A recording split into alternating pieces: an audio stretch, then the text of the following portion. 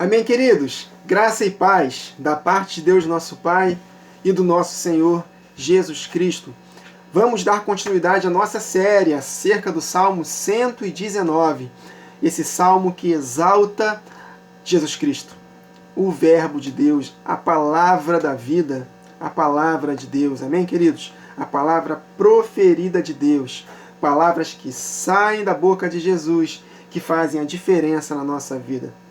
Palavra que criou todas as coisas, a palavra que nos transformou em novas criaturas, a palavra que vai glorificar o nosso corpo na ocasião da volta de Jesus, a palavra que vai fazer com que a nova Jerusalém desça na terra e se difunda com a terra, céu e terra num único ambiente após o milênio.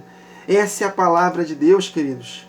A palavra que vai julgar os adversários, que vai lançar no lago de fogo, que vai dar a vida eterna para aqueles que perseverarem até o fim. A palavra que não volta vazia. A palavra que gera em nós equilíbrio, que gera em nós ousadia, intrepidez. Essa é a palavra de Deus, que gera em nós esperança, um futuro. A palavra que gera paz no nosso coração. Tudo é a palavra de Deus, o perfeito conselho, a perfeita direção. Aleluia, é tudo que nós precisamos, queridos, da palavra de Deus. E quando colocamos em prática essa verdade, ela se transforma em poder, espírito e vida. Amém, queridos? Que palavra maravilhosa. Então, o Salmo exalta exatamente a palavra de Deus. E ele foi organizado de acordo com o alfabeto hebraico, que tem 22 letras. A cada 8 versos, uma letra. Amém, queridos? Por isso que Jesus Cristo é o início e o fim.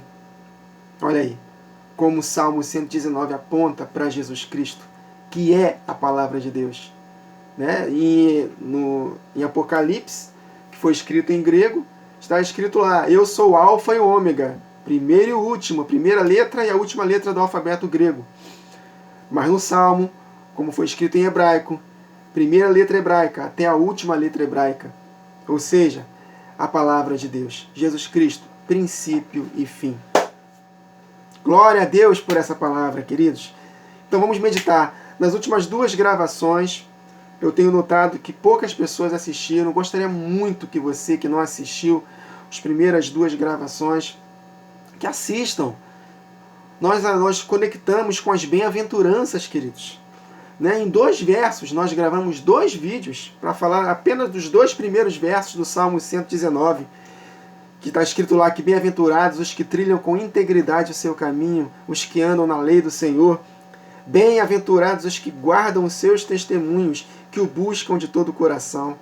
Nós enxergamos aqui 3 ângulos maravilhosos de compreensão.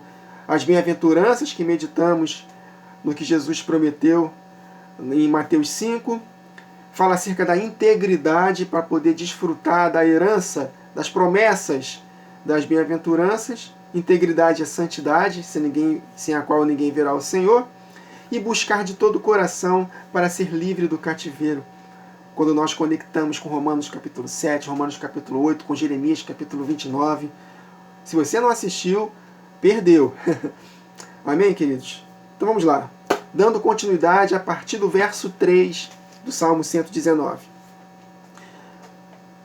Vamos conectar com 2, que está conectado com 2, para não pegarmos ponta solta aqui. Bem-aventurados os que guardam os seus testemunhos, que o buscam de todo o coração. Aí ele continua no verso 3. Que não praticam iniquidade. Iniquidade é quebra da lei. Pecados deliberados. Não quer dizer que nós não pecamos. Não erramos o alvo, não é isso. Em 1 João capítulo 1, versos 8 e versos 10, está escrito que aqueles que dizem que não cometem pecados são mentirosos. Por quê? Porque o expiar da iniquidade só vai acontecer na ocasião da volta de Jesus. Amém? A penúltima festa do ciclo profético. Quem entende acerca das 7 festas fixas do Senhor, dos 7 tempos determinados, vai desvendar esses mistérios. Amém, queridos? Na cruz, ele não fez a expiação completa na cruz. Que isso, Wagner? Que heresia? Não fez. Na verdade, na cruz foi o início das festas. Claro Se Jesus não fosse o Cordeiro perfeito ali, as outras 6 festas não teriam seu cumprimento. Mas somente na cruz em si, os tempos determinados não são completos. Por isso que hoje nós somos filhos de Deus, mas ainda não se manifestou o que havemos de ser. Hoje já ressuscitamos em Cristo Jesus, ressuscitamos com Ele. Mas ainda não, se nós morrermos, ainda não ressuscitamos literalmente. Se morrermos, vamos ressuscitar no último dia. Hoje nós temos a vida eterna, mas em 1 João diz que aqueles que não amam seu irmão não têm a vida eterna permanente em si. Então, uma vez salvos, ainda não fomos salvos para sempre. Há todo esse processo da cruz até a expiação, queridos. Por isso que João fala, aqueles que dizem que não pecam mais são mentirosos. Por quê? Porque o dia da expiação ainda não chegou. Em Cristo Jesus tudo se cumpriu. Porém, como diz o escritor aos Hebreus, no capítulo 2, ainda não vemos que todas as coisas foram postas debaixo dos pés de Cristo. Por quê? Porque ainda estamos nesse tempo cronológico da cruz até o cumprimento da 5ª e última festa, para chegarmos à 6ª festa do ciclo, que é o dia da expiação. Então, praticar iniquidade aqui são pecados deliberados, conforme está escrito em Hebreus, capítulo 10, verso 26. Se pecarmos deliberadamente, de propósito, sem arrependimento, depois de termos recebido o pleno conhecimento da verdade, já não resta sacrifício pelos pecados. Então, se a expiação na cruz já fosse completa, nós não teríamos mais pecados hoje.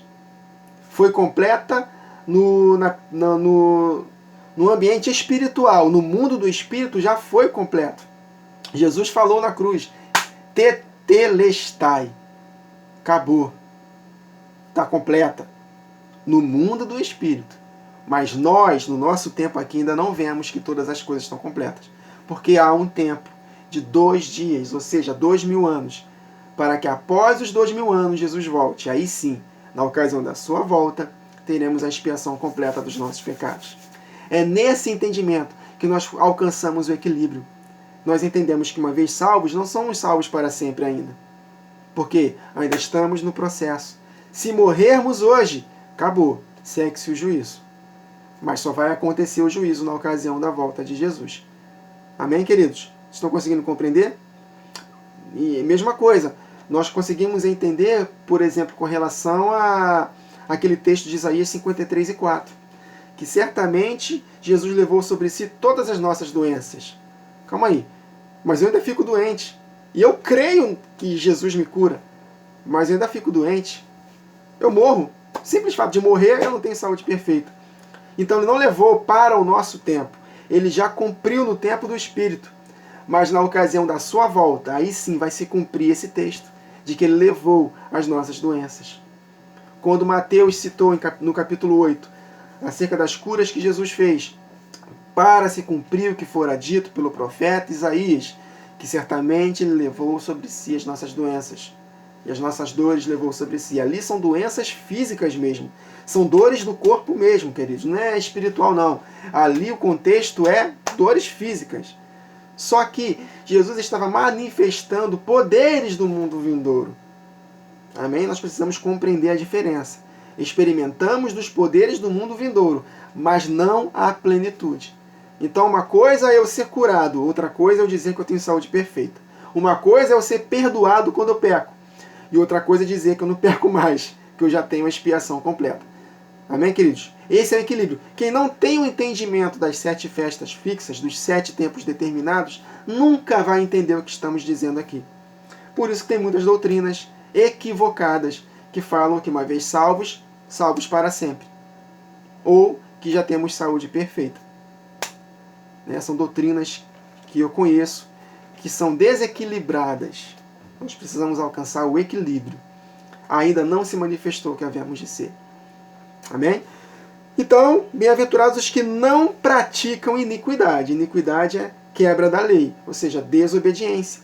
Nós vemos pela história de Israel, basta ler a Torá, os juízes, o livro dos reis, os profetas, o povo desobedeceu, praticou iniquidade.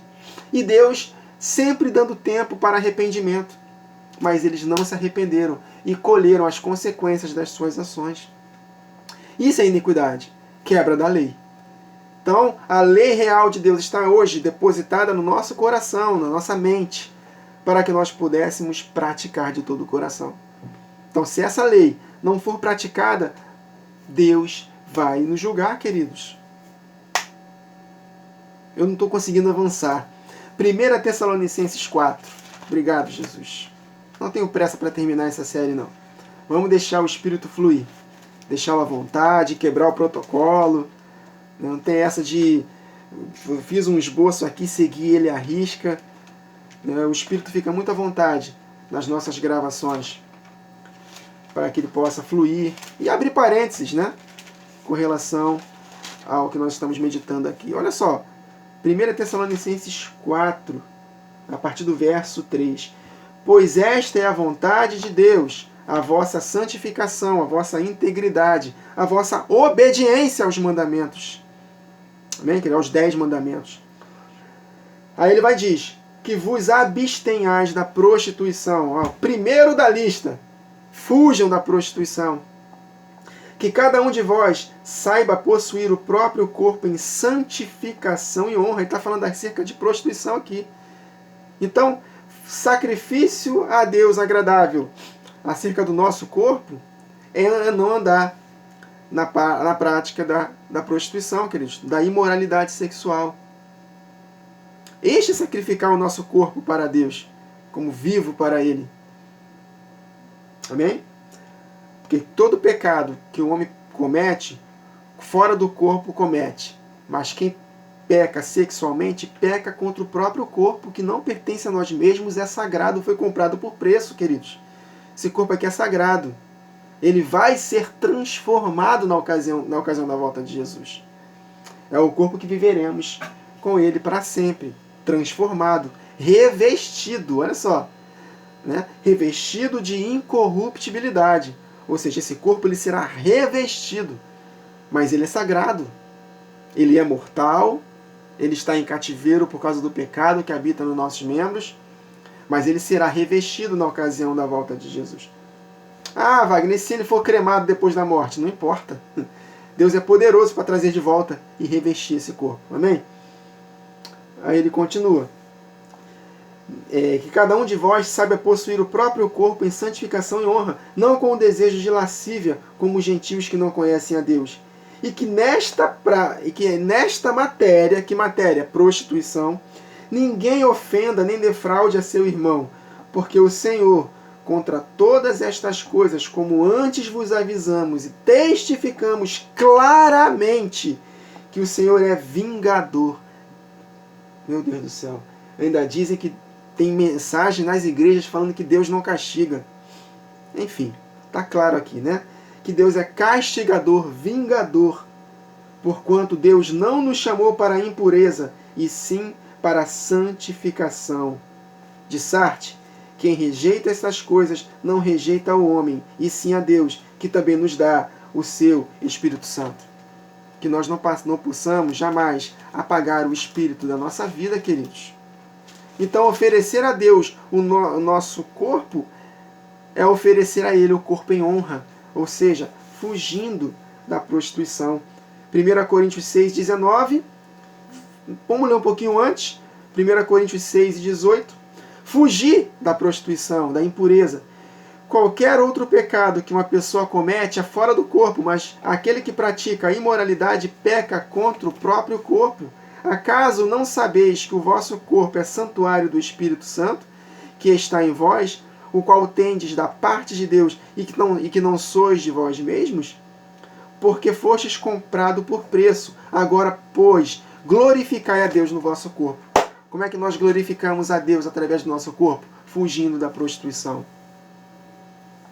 Que possamos tomar muito cuidado com os pensamentos impuros da nossa mente. Que nós não possamos alimentar esses pensamentos, queridos.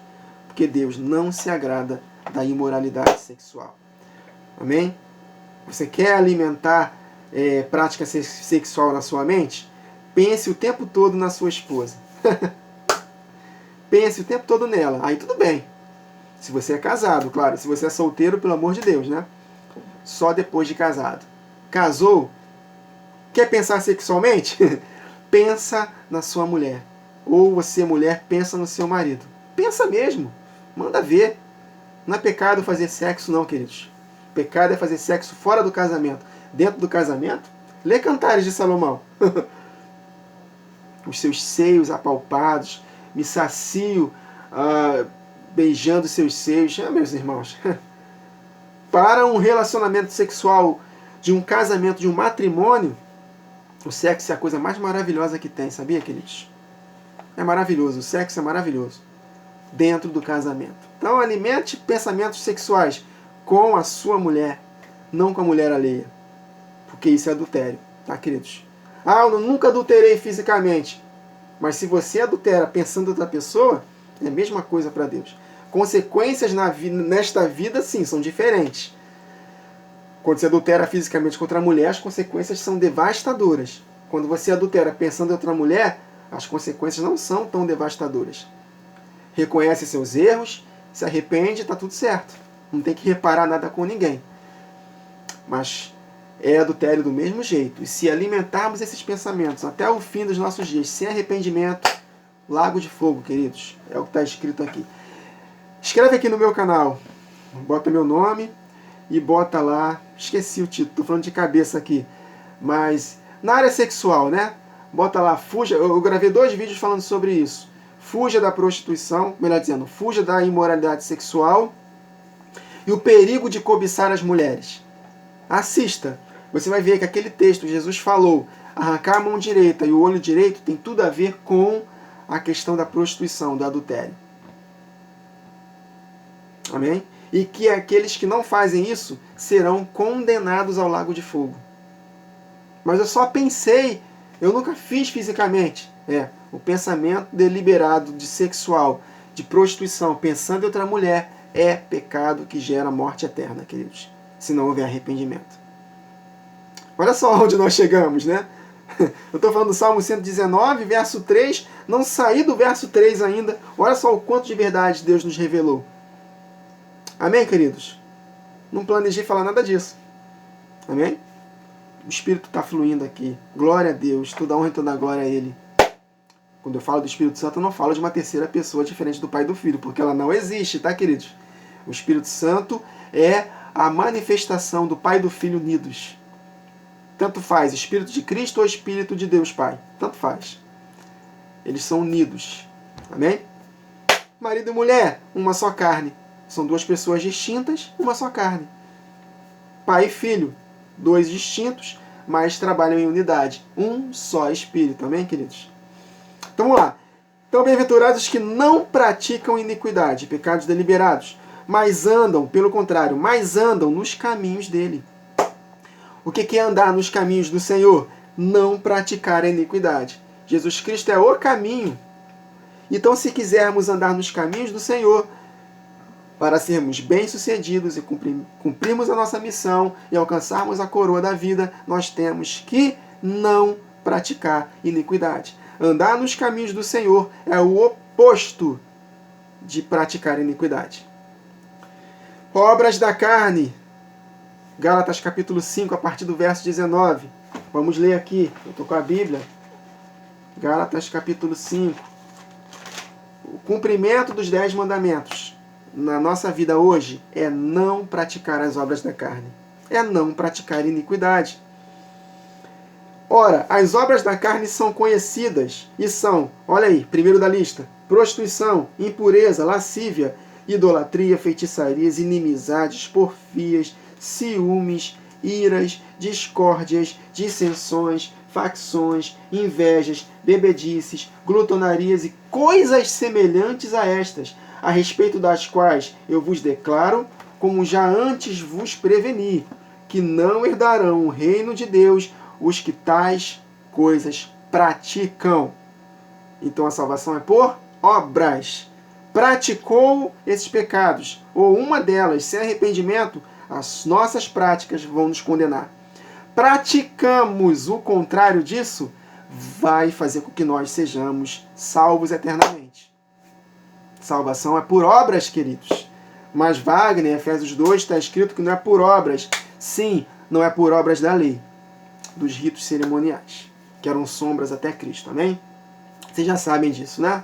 Graças a Deus. Se vocês não sabem, assistam a série que eu fiz um tempo atrás, Salvação por Obras da Fé.